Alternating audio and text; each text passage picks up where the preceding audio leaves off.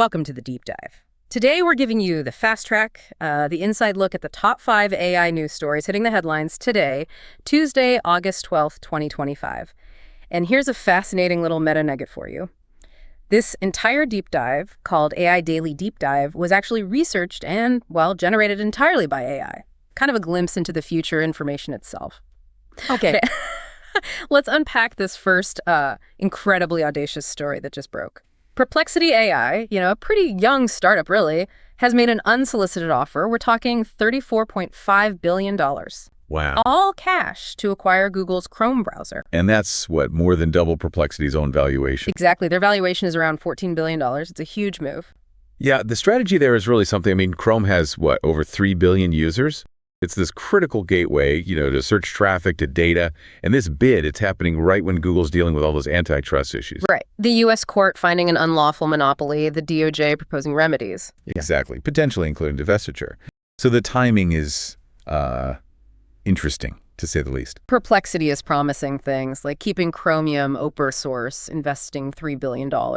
But yeah, industry analysts are pretty skeptical Google would ever actually accept that. Makes sense. And if you look at the bigger picture, Google sees Chrome as, a cornerstone of its whole AI strategy. Plus, legal experts are saying any forced divestiture.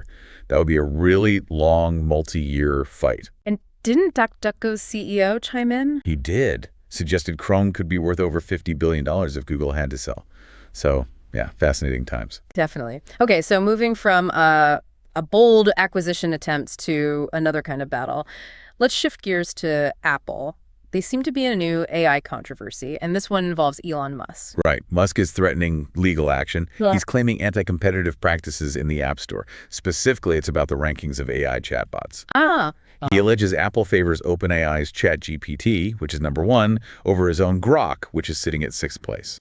And this is interesting, especially since Apple's already faced regulatory heat this year, right? That EU fine? Yeah, the fine for stopping developers from pointing users to cheaper options outside the App Store.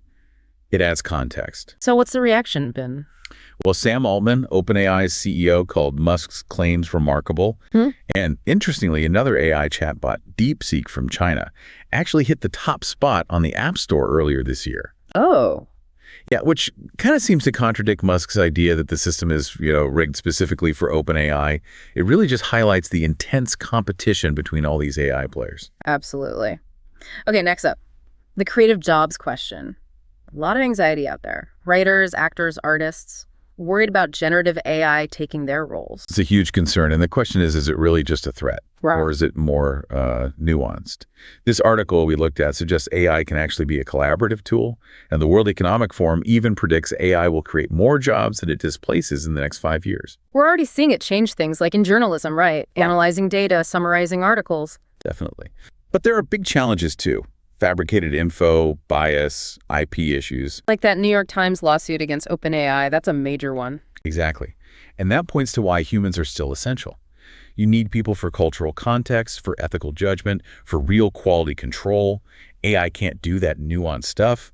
The future seems to be about needing new skills, like ethical reasoning and just understanding how AI works, AI literacy.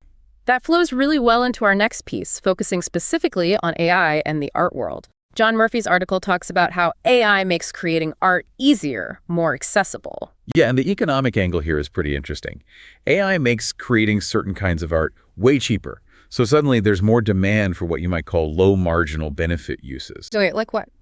Think funny illustrations for a blog post, or maybe quick graphics for social media. Stuff you probably wouldn't have paid a human artist for before because the benefit wasn't high enough. So it's not necessarily taking work away, but creating new demand for simpler things. Precisely.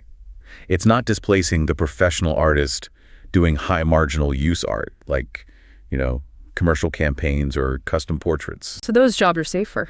Seems like it. AI still really struggles with understanding subtle human communication, those nuances you need for a true meeting of the minds.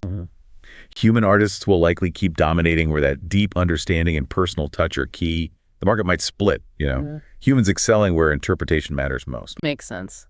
Okay, our final story today looks at how human in the loop, or HITL, is changing with AI agents in businesses. Right. HITL has always been about having human supervision for accuracy, for trust. Initially, I think the vision for AI agents was maybe more autonomous. Yeah. But the reality, especially in complex business settings, is that human involvement isn't disappearing. It's actually evolving, becoming more strategic, more collaborative. Why is that? Why the shift towards more strategic human input, not less? Well, a big part of it is generative AI's nature. It's probabilistic, which means it can hallucinate, make stuff up, basically. Which is obviously not okay in a business context. Exactly. Unacceptable for high-stakes processes.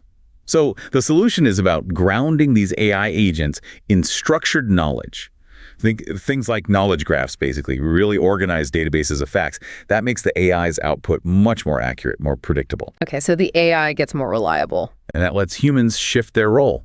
Instead of just routine monitoring, they move to strategic oversight, applying judgment, context, stuff AI still can't replicate. It's really about AI amplifying human capabilities, not replacing them. So listening to all this today, from these huge, audacious bids to completely new ways humans and AI are working together, it's clear the landscape is just shifting incredibly fast. It really feels like the constant thread is this evolving dance between human ingenuity and artificial intelligence. What really stands out to you from everything we covered today? We hope this deep dive gave you that quick, informed perspective you need. Until next time, keep exploring.